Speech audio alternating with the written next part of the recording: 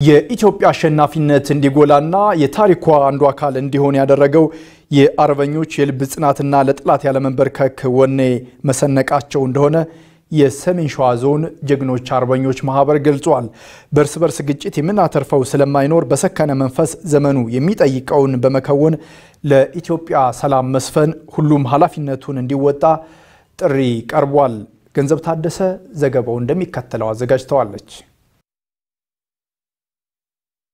ሀገር በጠላት በተደፈረችበት ወቅት አረጥራይ ድሩ በማለት ጤዛ የላሰ የዱር ፍሬ የቀመሰ ድንጋይ ትራሴ በማለት ለሀገሩ ለዓላዊነት መከበር ደሙን አፍሶ አጥንቱን ከስክሶ የሀገሩን ነጻነት የሚያስከብረው የኢትዮጵያ አርበኛ የአርበኝነት ታሪኩ እልፍ እንደሆነ ይነገርለታል። በሰሜን ሸዋ ዞን ጀግኖች አርበኞች ማህበር ምክር ቤት ሰብሳቢ አቶ ድንቅነህ ሸንክፍ 1888 ዓመተ ምህረት ኢትዮጵያን ለመውረር የመጣው የጣሊያን ጦር ለሀገሩ ሞት ክብሩ የሆነው ሀበሻ ለወራሪ የሚያሸረግድ ኢትዮጵያዊ ለመኖሩን አስገንዝቦ ሽንፈትን አከናንቦ እንደላኩትና ይህን የሽንፈት ታሪክ ለመቀልበስ ከ40 ዓመት በኋላ ሰፊ የጦር ዝግጅት አድርጎ የመጣው ወራሪ ለኢትዮጵያ ትንሳኤ እንደ ሻማ የሚቀልጡ የኢትዮጵያ አርበኞች አሁንም የለመደውን ሽንፈት አከናንበው እንደመለሱት ይገልጻሉ። የኢትዮጵያ ሕዝብ በዳግማዊ አፄ ምኒልክ መሪነት ቀውፎ እንደተነካነ ተሞሄዶ ያንን ቂሙን ላለመርሳት 40 ዓመት ቆይቶ በ1928 ዓመተ ምህረት ማይጨው ላይ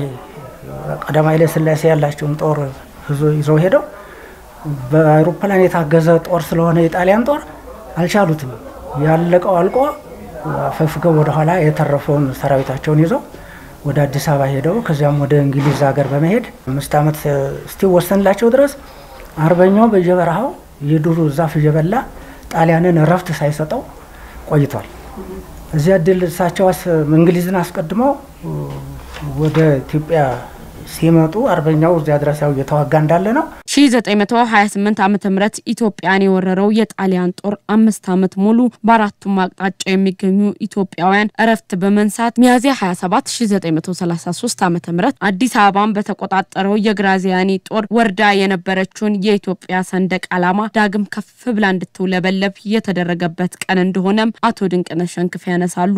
አሁን በዛሬው ሚያዝያ 27 ቀን የዛሬ 82 ዓመት ማለት ነው ወደ አዲስ አበባ በጀግኖች አርበኞቻቸው ታጅበው ቀዳማዊ ኃይለ ሥላሴ አዲስ አበባ ገብተው ሚያዝያ 27 ቀን የኢትዮጵያን ሰንደቅ ዓላማ በቤተ መንግስታቸው ያብለብለቡበት ቀን ስለሆነ እናከብረዋለን። እኛም ወደፊት ለሚቀጥለው ትውልድ እንዳይረሳ እኛም ማስተማር መንገር ይጠበቅናል ብዬ ነው የማስበው። የኢትዮጵያውያንን አንገት ለማስደፋት ታሪኳን ለማንኳሰስ የውጭ ወራሪዎች በተደጋጋሚ ሙከራ ቢያደርጉም ላይሳካላቸው የቻለውና የማሸነፋቸው ምክንያት አንድነታቸው እንደሆነ ይገለጻል። አማራ፣ ኦሮሞ፣ ሙስሊም፣ ትግሬ፣ አማራ ሳይል አንድነት ሆነው ነው ጣሊያንን በሁለት የወረራው ድል አድርገው ያባረሩት። መገናጠል የለም፣ አንድ ሆነው ነው።